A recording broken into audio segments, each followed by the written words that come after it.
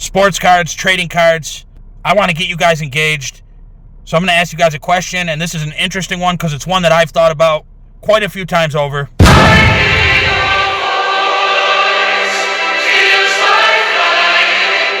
But before I ask the question, I got to set the parameters. Now, Panini doesn't have all the top signers. So for the sake of this video, I'm just going to use an example. But I'm talking about top guys like Drake May, Jaden Daniels, Caleb Williams.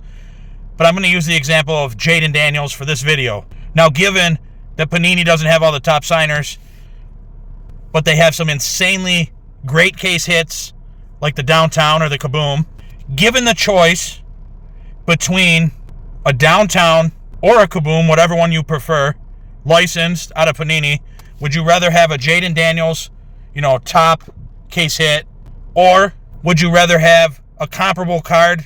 When I say comparable, I mean in value of, let's just say, whatever set you like from Topps Chrome Cosmic, Topps Chrome.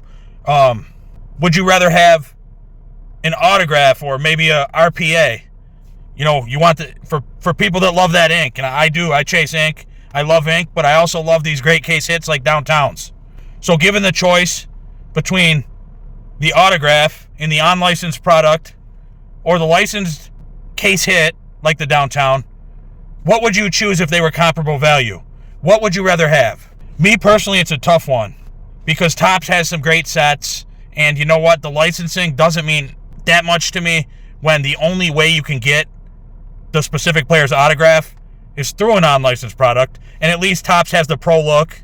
And another big positive is if you want to go for the RPA, most of it obviously is not game worn, but you're going to get player worn because they have the guys try on jerseys and take them off. So I'm just interested in what you guys would rather have. Would you rather have the top case hit? And another thing worth considering, is Panini isn't going to have the licensing anymore partway through next year.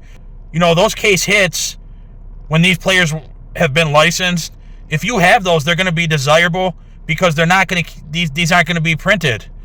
Once they're done being printed, they're done. So, what's out there is out there. So I do think, people will have nostalgia for that stuff. It'll gain a lot of value. But obviously, people have nostalgia for the rookie autographs of the top players that they love and enjoy to watch.